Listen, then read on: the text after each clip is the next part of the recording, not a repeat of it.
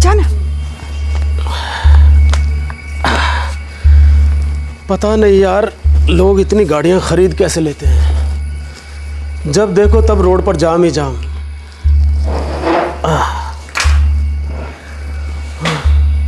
काजल कहाँ है?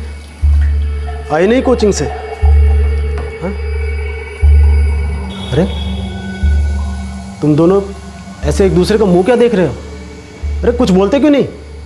काजल अभी तक कोचिंग से नहीं आई है। पापा, हमने काजल को सब जगह ढूंढा पर पता नहीं कहाँ चली गई है वो। अरे तो तुमने मुझे पहले क्यों नहीं बताया? फोन ही कर देती। हमने सोचा कि आप गाड़ी चला रहे होंगे रास्ते। अरे भाड़ में गई गाड़ी।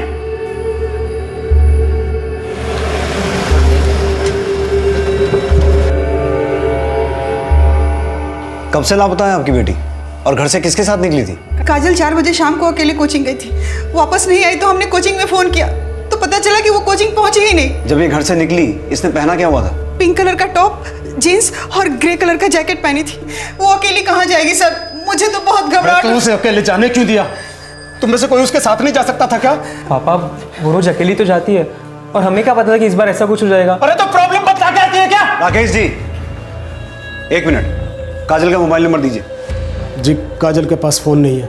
आप लोग रहते कहाँ हैं? हमारा घर शताब्दी रोड के पास है। सर प्लीज मेरी बेटी को ढूंढ दीजिए। पता नहीं किस हालत में होगी सर, प्लीज। राकेश की 16 साल की बेटी काजल कई घंटों से लापता थी। आखिर कहां थी काजल और किस हाल में थी? कानपुर पुलिस फौरन इन सारी पहेलियों को सुलझाने में जुट गई और सबसे पहले उन्होंने रुख किया काजल के कोचिंग सेंटर का।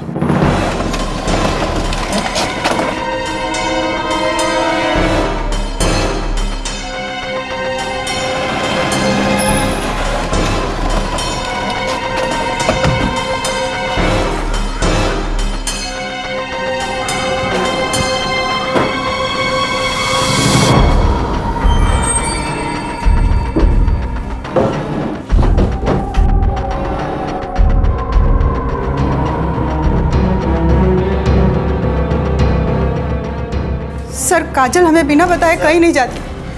काजल के बिस्तर के नीचे से ये नोट मिला है। मैं मरना नहीं चाहती हूँ, मुझे मत मारना। सर काजल डरावनी नॉवेल्स पढ़ा करती थी, रात रात भर जगकर भूतिया फिल्में देखा करती थी। वही सब उसके दिमाग में घुस गया है, वहम है और कुछ नहीं। सर हमें तो कुछ नहीं पता कि उसने ऐसा क्यों लिखा। वो किससे डरी हुई थी? सर, काजल के कोचिंग सेंटर से पता चला है कि पिछले 2 दिनों से काजल वहां पर एब्सेंट है। 2 दिन से? Yes sir.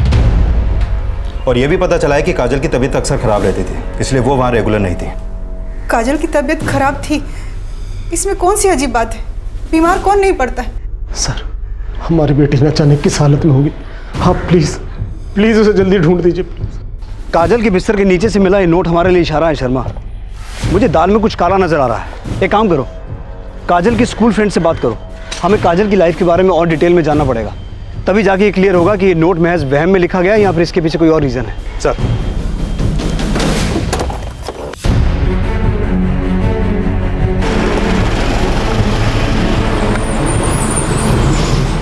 यस सर, पिछले कई दिनों से काजल अजीब सा बिहेव कर रही थी। जैसे क्लासरूम में खोई खोई रहती थी, अपना टिफिन फेंक देती थी, बैग भूल जाती थी। सर पता नहीं क्यों काजल को कभी भी घर जाने की जल्दी नहीं होती थी। छुट्टी के बाद वो वॉशरूम में छुप जाती थी। काजल टॉयलेट की तरफ किधर जा रही है? घर नहीं जाना क्या? काजल सुन तो, काजल। सर ऐसा लगता है काजल घर जाने से बहुत डरती थी। कुछ तो गड़बड़ है उसके घर में, नहीं तो उसकी फैमिली को छोड़कर पूरी दुनिया को उसका बिहेवियर चेंज क्यों लगता? काजल हमारी बेटी है, आप ऐसा सोच भी कैसे सकते हैं? हम जान से ज्यादा प्यार करते हैं उसे। अगर हमने ये सब कुछ किया होता तो आपके पास क्यों आते कंप्लेंट लिखवाने के लिए? आप लोगों को काजल का बर्ताव कभी अलग नहीं लगा? सर सब नाटक है काजल का। पापा की लाडली है ना, उन्होंने बिगाड़ा उसे।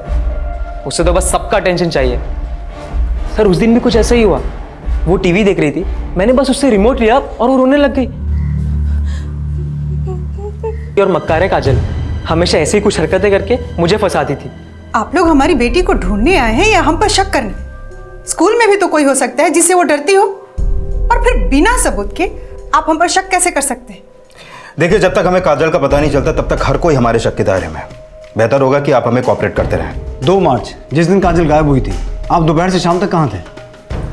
जी हम किसी काम से हापुड़ गए थे और शाम को वहीं से वापस आए थे। सर मैं उस दिन एक कंपनी में जॉब के इंटरव्यू के लिए गया था। जिस दिन काजल गायब हुई थी उस दिन सारा दिन हम घर में ही थे। सर क्या हम इनकी बातों में भरोसा कर सकते हैं? बिल्कुल नहीं शर्मा, इन घर वालों की कहानी बाहर वालों से बिल्कुल अलग है। इतनी आसानी से इन्हें क्लीन चिट नहीं दे सकते। एक काम करो, इन सब के 2 मार्च की कॉल और लोकेशन डिटेल्स निकालो, क्रॉस वेरीफाई करो कि ये लोग सच। काजल काजल काजल राकेश जी, काजल कैसे? मेरे काजल अंदर है, उसका इलाज चल रहा है। काजल के डॉक्टर साहब काजल कैसे है? पेशेंट के घाव काफ़ी गहरे हैं, उसके साथ रेप भी हुआ है और हमें उसके बॉडी पे कहीं कहीं पे बर्न मार्क्स भी मिले हैं। ऐसा लगता है उसे किसी ने जिंदा जलाने की कोशिश की है। उसकी हालत काफ़ी नाजुक है, फिलहाल हम कुछ कह नहीं सकते। Excuse me. क्या हो गया हमारी बेटी को?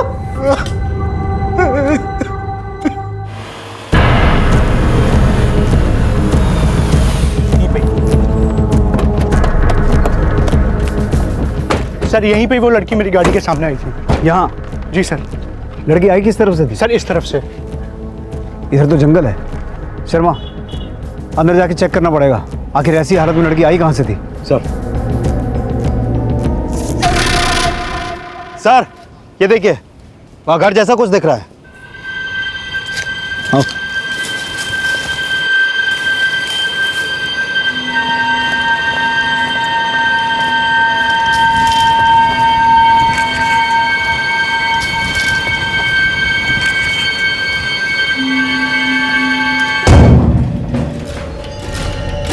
इस केस में काजल की गुमशुदगी के बाद उसके साथ हुई बलात्कार की वारदात ने सबको चौंका दिया था और तभी एक औरत की लाश मिलने से इस केस में सनसनी फैल गई। आखिर कौन थी औरत और इसकी हत्या क्यों हुई थी? और दूसरी तरफ काजल अपने घर से इतनी दूर एक सुनसान जगह पर कैसे पहुंची? क्या काजल का अपहरण जानबूझकर किसी ने किया था? और काजल का अपहरण करने वाला शख्स कौन था? ऐसे कई सवाल थे जो इस केस को और भी पेचीदा बना रहे थे। मुझे कपड़े का टुकड़ा काजल का लग रहा है, क्योंकि काजल की माँ ने जो डिस्क्रिप्शन दिया था उसके हिसाब से काजल ने इसी कलर का टॉप पहना हुआ था। पिंक कलर का टॉप, जीन्स और ग्रे कलर का जैकेट पहनी थी। हो सकता है इस पे लगा खून भी काजल का ही हो। शर्मा, मुझे मामला बहुत अजीब लग रहा है। अंदर वो डेड बॉडी और इस जगह को देख के ऐसा लग रहा है कि किसी ने यहाँ तंत्र मंत्र किया है। सर हमने आसपास बहुत ढूंढा लेकिन मर्डर वेपन कहीं नहीं मिला। ये जगह इतनी अंदर है, मुझे लगता है हमें यहाँ कोई विटनेस भी नहीं मिलेगा। एक काम करो शर्मा, इस लड़की की फोटो आसपास के सभी पुलिस स्टेशन में भिजवाओ, हो सकता है इसकी मिसिंग कंप्लेंट कहीं दर्ज हुई हो। Sir 1 minute sir. हेलो, ठीक है सर, काजल की फैमिली के कॉल डिटेल्स आ गए हैं। पूरी फैमिली ने हमसे झूठ बोला है। 2 मार्च जिस दिन काजल गायब हुई थी, तुम्हारे फोन की लोकेशन कल्याणपुर की थी, तो हमसे झूठ क्यों बोला कि तुम हापुड़ में थे? जिस दिन काजल गायब हुई थी, आप दोपहर से शाम तक कहाँ थे? जी हम किसी काम से हापुड़ गए थे। दरअसल सर हम नहीं चाहते थे कि हमारे घर वालों को इस बात का पता चले। किस बात का? राकेश, माजरा क्या है? माजरा कुछ नहीं है सर। काजल के पापा हमेशा हमारी ज़रूरतों को फिजूल खर्ची समझते। उस दिन भी हम शॉपिंग करने गए थे, इसलिए झूठ बोल दी। जिस दिन काजल गायब हुई थी उस दिन सारा दिन हम घर में ही थे। सिर्फ इसी वजह से झूठ बोला है या इसके पीछे कोई और राज है? और कोई राज नहीं है सर, सिर्फ एक यही राज है कि हमारी एक गर्लफ्रेंड है और उस दिन हम उसी के साथ बाहर डेट पे गए थे। वो एक्चुअली घर वालों के सामने ये सब बात करने में अच्छा नहीं लगता, इसीलिए उस दिन आपके सामने हमने झूठ बोला। सर मैं उस दिन एक कंपनी में जॉब के इंटरव्यू के लिए गया था। ये एक ही झूठ है कि और कहीं झूठ तुमने छुपा के रखे हैं? नहीं सर, वो हमें सट्टा लगाने की आदत है और कभी कभी पी भी लेते हैं, बस इसलिए झूठ बोला सर। इसे पहचानते हो? नहीं, कौन है? हमें नहीं पता ये कौन लड़की है, हम पहली बार देख रहे हैं। नहीं सर, पहले कभी नहीं देखा। सर मुझे तो इनमें से एक की बात पर भी भरोसा नहीं हो रहा है, क्योंकि जब काजल गायब हुई थी इनमें से एक ने भी सच नहीं बोला था कि उस समय ये कहाँ थे। और अब इस लड़की को भी पहचानने से इनकार कर रहे हैं जिसकी लाश हमें उस जगह से मिली जहां पर काजल को गायब करके रखा गया था। और सर मैंने आसपास के सारे पुलिस स्टेशन में क्रॉस चेक किया, इस लड़की की मिसिंग कंप्लेंट हमें कहीं भी नहीं मिली। एक काम करो Sharma, national missing person database में भी इस लड़की के बारे में सर्च करो, शायद कुछ पता चले। और इन घर वालों ने अब जिन जगहों के नाम लिए हैं वहां एक बार क्रॉस चेक करो। काजल की क्या रिपोर्ट है? सर अभी तक उससे होश नहीं आया है। इस केस में आगे बढ़ने के लिए काजल का होश में आना बहुत जरूरी है।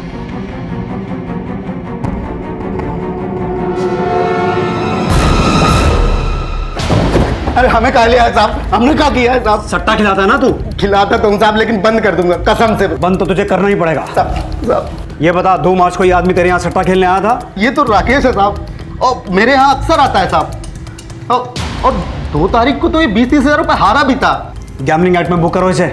नहीं साहब, हम बंद कर देंगे साहब, बंद कर देंगे साहब हम। यस सर, मैं और हर्ष रिलेशनशिप में हैं। उस दिन हम दोनों साथ में मूवी देखने भी गए थे और हमारे साथ 2-3 दोस्त और भी थे।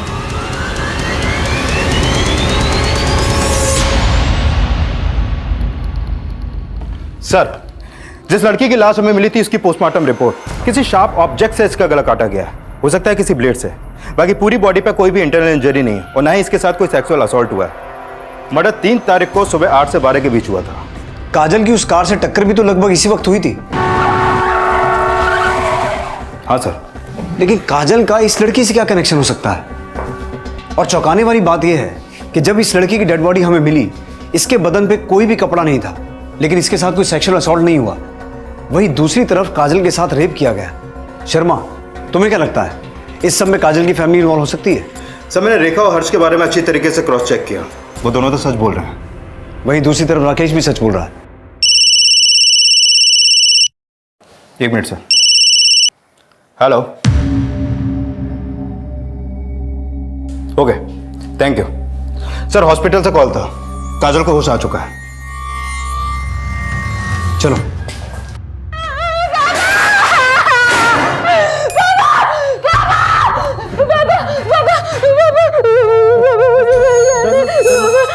हम है ना, सब ठीक हो जाएगा। हम है ना। काजल बेटा, आप घबराओ मत, हम हैं यहाँ, आपके साथ कुछ नहीं होगा। आप सिर्फ ये बताओ कि जिस दिन आप कोचिंग के लिए निकली थी उसके बाद क्या हुआ था आपके साथ? मुझे घर जाना है पापा, घर चलेंगे। मार डालेगा। ये आपकी मदद करना चाहते हैं। तुम्हारे साथ जिसने भी ये सब कुछ किया है ना, उसके बारे में बताओ। काजल बेटा, आप हमें सिर्फ इतना बताओ। आई थिंक हमें पेशेंट को अकेला छोड़ देना चाहिए, क्योंकि इसके साथ जो कुछ भी हुआ है उससे ये बहुत ज़्यादा डर गई है और उस बारे में बात तक नहीं करना चाहती। I hope you understand, she is very small for all this thing. Sir, Kajal तो कुछ भी बोलने को तैयार ही नहीं है, तो फिर कैसे पता चलेगा काजल और उस लड़की के साथ क्या हुआ था जिसकी लाश हमें। Sir, national missing personal data record से इन्फॉर्मेशन हाथ लगी है। इस लड़की का नाम रानी शास्त्री है, उम्र 28 साल। करीब 1 हफ्ते पहले दिल्ली में इसकी मां ने इसकी मिसिंग कंप्लेंट दर्ज की थी। दिल्ली में? Yes sir. लेकिन हमें इसकी लाश मिली कानपुर में, वो भी उस जगह जहां काजल को किडनैप करके रखा गया था। शर्मा, अब हमें पता ये लगाना है कि दिल्ली की रानी शास्त्री का कानपुर की काजल से क्या कनेक्शन है। पुलिस को जिस लड़की की लाश मिली थी अब उन्हें उसके बारे में पता चल चुका था, लेकिन हैरानी की बात यह थी कि दिल्ली से लापता हुई रानी आखिरकार कानपुर कैसे पहुंची और उसकी हत्या किसने और क्यों की। दूसरी तरफ काजल अब भी डर के साए से बाहर नहीं निकल पाई थी और यह डर उसके अंदर लापता होने के पहले से देखा गया था। आखिर ऐसी क्या वजह थी कि काजल इतनी ज्यादा डरी हुई थी और उसकी जान को किससे खतरा था। रानी की हत्या और काजल की गुमशुदगी और बलात्कार के मामले को सुलझाने में पुलिस जी जान से जुटी हुई थी, लेकिन इस केस में ऐसे कई सवाल थे जिनका जवाब मिलना बेहद जरूरी था और उन सवालों के जवाब तलाशने के लिए कानपुर पुलिस ने दिल्ली का रुख किया।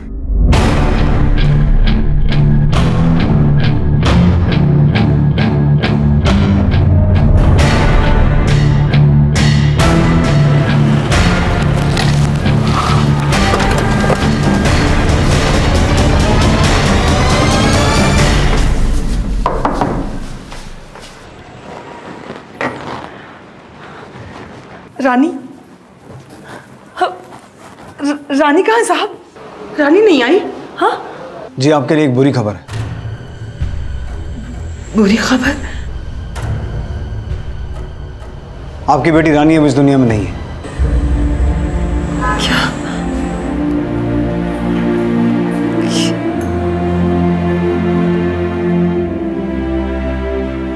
रानी कितने दिनों से लापता थी? सर, वो 28 फरवरी को सुबह घर से निकली थी और उसके बाद वो वापस ही नहीं आई। और जब वो शाम तक भी वापस नहीं आई तो मुझे लगा मुझे आंटी को फ़ोन करके बताना चाहिए। साहब हम अमदाव में रहते हैं। जैसे ही माला ने मुझे फ़ोन किया हम तुरंत वहाँ से चले आए और आते ही पुलिस में कंप्लेन की। साहब मेरी इकलौती बच्ची थी रानी, बड़ी ही मेहनती थी, नौकरी की तलाश में थी, मगर अच्छी नौकरी उसे नहीं मिल पा रही थी। साहब माँ मैं कोशिश कर तो रही हूँ ना, आप चिंता मत करो, कुछ ना कुछ जरूर हो जाएगा। चिंता ना करो? कैसे चिंता ना करो? हाँ, जो हमने कर्ज लिया है उसका सूद दिन ब दिन बढ़ता जा रहा है। हमें तो डर है कि कहीं तेरे पिताजी की आखिरी निशानी वो भी हाथ से ना निकल जाए। रानी मैं तुझसे बात कर रही हूँ, सुन रही है तू? सुन, तू कैसे भी करके कोई भी नौकरी कर ले। हाँ नहीं तो हम सब बर्बाद हो जाएंगे हम बर्बाद हो जाएंगे। क्या क्या नहीं किया साहब उसने, ट्रेनिंग, इंटरव्यू, झाड़ फूक सब कुछ किया उसने, लेकिन कुछ फायदा नहीं हुआ साहब, कुछ फायदा नहीं हुआ। मेरी बच्ची को कोई क्यों मार दिया? मेरी बच्ची ने किसी का क्या बिगाड़ा था? क्यों मार दिया मेरी बच्ची को? सर मुझे ये समझ में नहीं आ रहा कि ये रानी दिल्ली से कानपुर क्यों गई और उस जगह कैसे पहुंची जहां से हमें उसकी लाश मिली। क्या काजल ने उसे मारा होगा? लेकिन शर्मा, काजल रानी को क्यों मारेगी? वो तो खुद इस बात से डरी हुई कि कोई उसे ना मार दे। हमें रानी के बारे में और डिटेल में पता करना पड़ेगा। सर रानी की कुछ डिटेल्स मिली हैं। 1 मार्च को रानी ने कानपुर के लिए टिकट बुक की थी और उसके कॉल रिकॉर्ड के मुताबिक वो कानपुर के किसी पंकज बिश्नोई से फोन पे बातें करती थी। पंकज बिश्नोई? तो क्या रानी दिल्ली से कानपुर पंकज बिश्नोई से मिलने आई थी?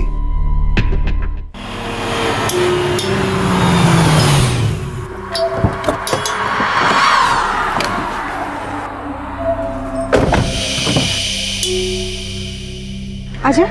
चल बेटा, चला। हाँ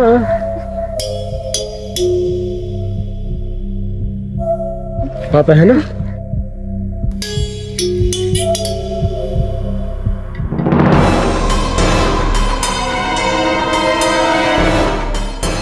साहब उसने मुझे कुछ नहीं बताया था कि वो कानपुर क्यों गई थी। माला, तुम और काजल दोनों साथ में रहते थे, काजल ने तुम्हें कुछ तो बताया होगा।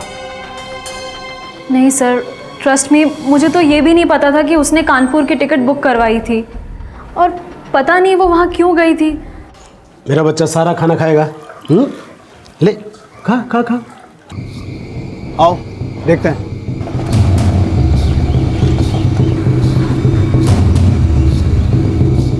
सुनिए, ये दुकान कब से बंद है?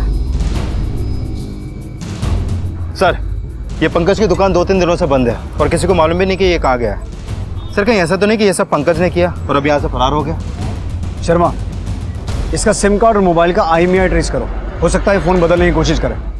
इसके पुराने कॉल रिकॉर्ड्स भी निकालो, पता करो कि जिस दिन रानी की मौत हुई ये पंकज कहाँ था। सर ये पंकज का कॉल रिकॉर्ड, उसकी फ़ोन लोकेशन के हिसाब से 3 तारीख को वो उसी एरिया में था जहाँ पे रानी की मौत हुई और उसका फ़ोन उसी एरिया में सुबह से लेकर दोपहर तक एक्टिव था, फिर उसके बाद बंद हो गया। अब ये साफ है शर्मा, इस मर्डर में पंकज कहीं ना कहीं इन्वॉल्व है। और सर इस पंकज के कॉल रिकॉर्ड में एक और बात सामने आई है, ये पंकज रानी के अलावा काजल की माँ के भी टच में था। रेखा के? हाँ सर, और जिस दिन रानी का मर्डर हुआ उससे ठीक 1 दिन पहले यानी 2 मार्च को भी इन दोनों की आपस में बात हुई थी। अब ये रेखा ही बताएगी कि इसकी पंकज से क्या बात हुई थी।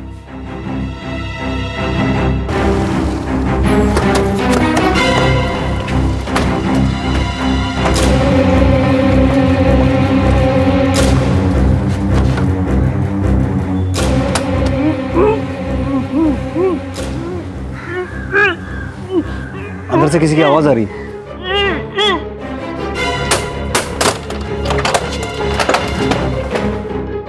चेक करो।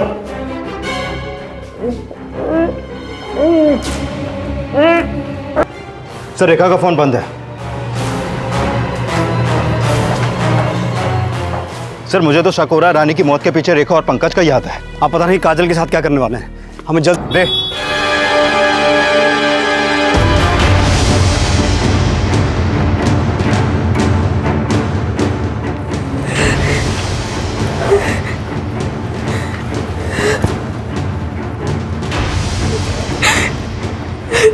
ठीक है सर, मेरी रोशन से बात हुई, उसने उन्हें सीतापुर कानपुर हाईवे पर एक खंडर के पास छोड़ा है।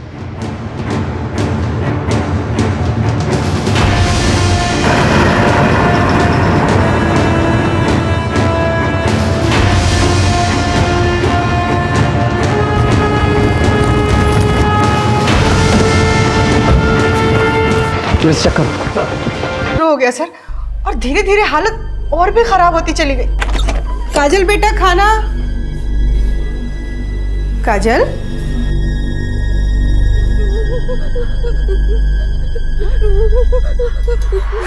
काजल क्या हुआ? समझ गए थे सर कि काजल के साथ क्या हो रहा है। क्या? आप नहीं मानेंगे, पर उसके ऊपर भूत का साया था। कितना बार उसको समझाए कि रात को खुला बाल खोल के मत घुमा करो, पर हमारी बात ही नहीं सुनती थी। दिमाग खराब हो गया आपका। इस जमाने में भी आप इस तरह की बातों में विश्वास करती हैं? पंकज को कैसे जानती हैं आप? सर, पंकज के बारे में हर्ष ने बताया था। नहीं सर, बता दो सर, पंकज पेशे से तो नहीं था, पर हमने सुना था कि वो तंत्र मंत्र भी करता है। पंकज भाई, मेरा प्रमोशन रुका पड़ा है, चलाओ ना कोई चक्कर। अरे तुम तो दुनिया भर के जंतर मंतर भी जानते हो। एक काम करो, आज रात में तुम घर पे आ जाओ, कल तुम्हारे हाथ में सुबह सुबह प्रमोशन लेटर होगा। अच्छा, वो पंकज दुनिया को इसको 2 दिन के लिए छोड़ के जाओ, हम सब सही कर देंगे। जी बाबा। काजल के भूत उतारने के बदले में हमने पंकज को बहुत सारे पैसे और जेवर दिए। उसकी शादी बकरे के साथ क्यों करवा रहे थे? इसलिए कि काजल का भूत बकरे में चला जाए। वाह, एक बार पंकज के हाथों हलाल होने से आपका मन नहीं भरा तो दोबारा बेवकूफ बनने किसी और आदमी के पास चले गए आप। इस सब से रानी का क्या कनेक्शन है? उसकी हत्या क्यों करवाई? सर, हम रानी को नहीं जानते। पहली बार तो हम थाना में उसका फोटो देखे, हमें कुछ नहीं पता सर। गीता, नहीं बाबा, कोई बात नहीं बेटा, अभी ही बैठो। राकेश जी, 1 मिनट। आ रहे यही।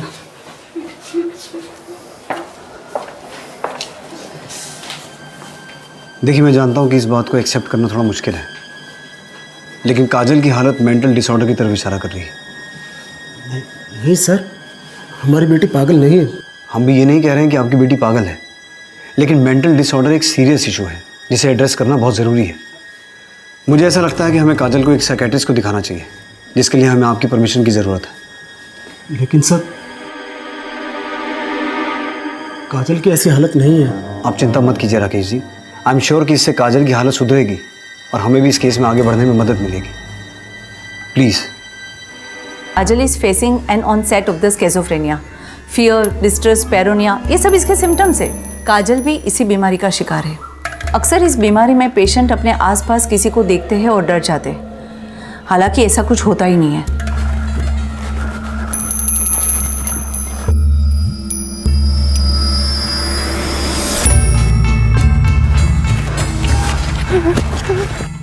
नॉर्मल लोग इस बीमारी को समझ नहीं पाते और लोगों को लगता है कि पेशेंट ने भूत को देख लिया। अच्छा, उस दिन काजल के साथ क्या हुआ था, इसके बारे में कुछ बताया? जी हाँ, बिल्कुल। काजल ने किसी और लड़की के बारे में बताया आपको, जो उसके साथ उस कमरे में मौजूद थी? सेशन के बीच में उसने किसी लड़की का जिक्र तो किया था, पर उस लड़की के बारे में बताया नहीं। वो बहुत ज़्यादा डरी हुई थी, वो जोर जोर से रोने लगी। हमारी गलती जो हमने अपनी बेटी पर ध्यान नहीं दिया, वरना आज उसकी ये हालत नहीं होती।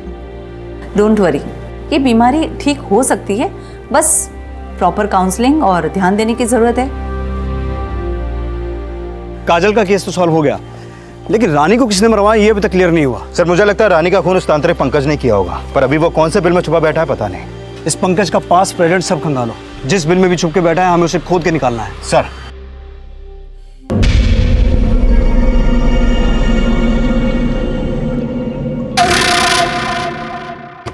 सर, एक जरूरी इंफॉर्मेशन हाथ लगी है। 2 साल पहले पंकज की मां का देहांत हो गया था, जिसके बाद गांव की सारी संपत्ति पंकज के नाम हो गई थी। सर, हो सकता है ये पंकज अपने गांव में छुपा बैठा हो।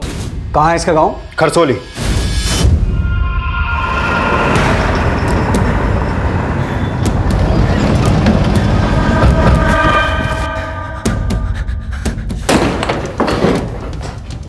पंकज बिश्नोई।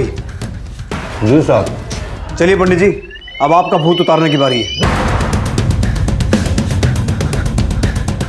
मर जाएंगे साहब, हम सब बता रहे हैं साहब, सब बता। बुलवा तो हम लेंगे।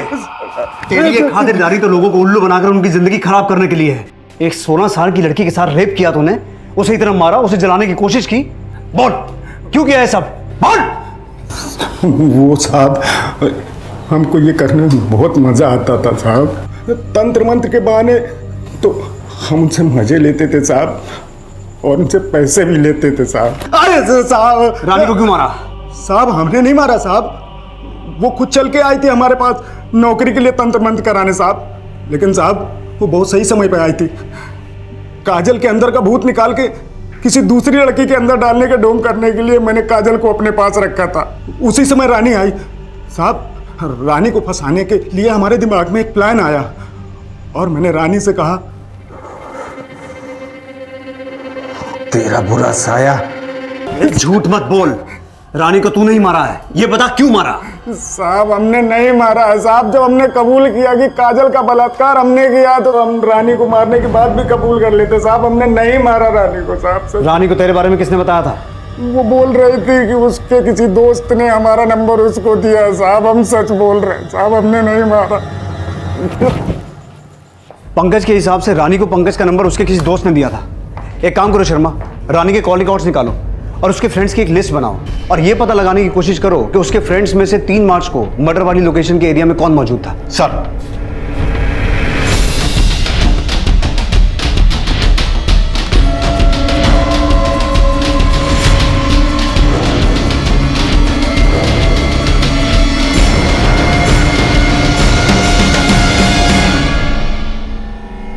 सर, आपका अंदाजा बिल्कुल सही निकला।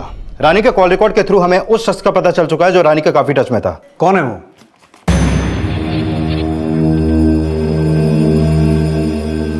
देखो, हमें ये तो पता चल चुका है कि रानी की हत्या तुम्ही ने की थी। तुम्हारे कॉल डिटेल्स, लोकेशन डिटेल्स, सब कुछ तुम्हारे खिलाफ है। जिस दिन रानी की हत्या हुई थी, तुम्हारा फोन उसी एरिया में एक्टिव था जहां से हमें रानी की लाश मिली थी। अब ये बताओ, तुमने रानी की हत्या कैसे और क्यों की? बोलो। सर, उस दिन मैं रानी पे नजर रख रही थी। मुझे बस एक मौके की तलाश थी, और जैसे ही वो तांत्रिक वहां से गया, मैं खंडर के पास गई।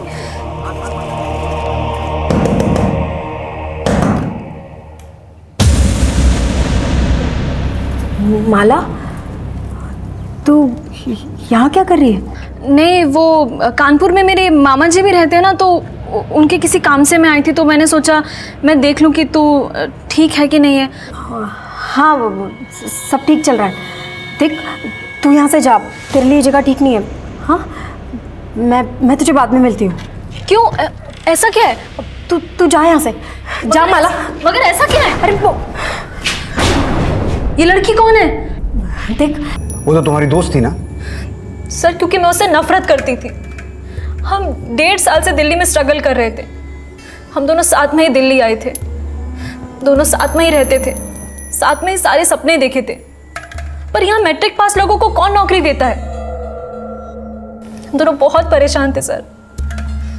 और उस दिन, उसके बाद हमने एक IT कंपनी में इंटरव्यू भी दिया।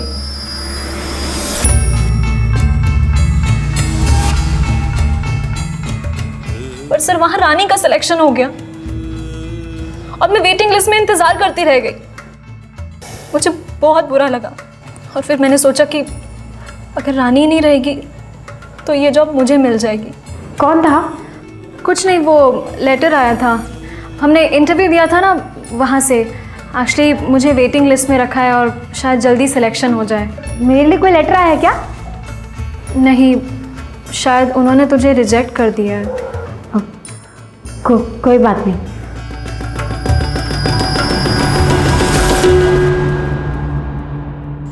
सर, रानी की तरह मेरे भी कुछ सपने थे। मुझ पे भी मेरे घर वालों की जिम्मेदारियां थी। मुझे भी कुछ करके दिखाना था। और फिर मेरे घर वालों ने मुझे अल्टीमेटम दिया कि अगर इस बार मेरी जॉब नहीं लगी तो मेरी शादी करवा देंगे, फिर चाहे मेरी मर्जी हो या ना हो। और इसीलिए मैंने रानी को मारने का प्लान बनाया, क्योंकि उसके मरने से ये जॉब मुझे ही मिलती। एक कहावत सुनी है, जो दूसरों के लिए गड्ढा खोदते हैं वो खुद उसी में गिरते हैं। जिस जॉब के लिए तुम एटलीस्ट वेटिंग लिस्ट में आई थी, अब तुम उसके काबिल भी नहीं हो, क्योंकि अब तुम एक मुजरिम हो।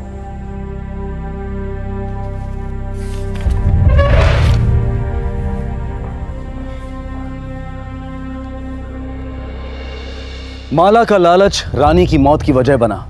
अगर माला चाहती तो जुर्म की सोच से अपना ध्यान हटाकर उसे एक सकारात्मक दिशा में लगा सकती थी। अपने मन पर काबू रखकर अपने लक्ष्य पर केंद्रित रहते हुए उस लक्ष्य को पाना यह कठिन जरूर है, लेकिन नामुमकिन नहीं है। जरूरत है तो बस एक पॉजिटिव सोच की और दृढ़ संकल्प की।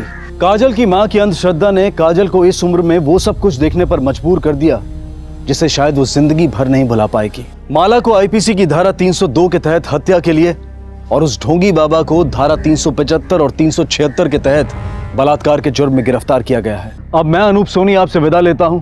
फिर मुलाकात होगी अगले एपिसोड में एक और चौंका देने वाले केस के साथ। तब तक अपना और अपने परिवार का ख्याल रखें और देखते रहें क्राइम पेट्रोल डायल 100। सबक एक को सीख हम सबको। जय हिंद।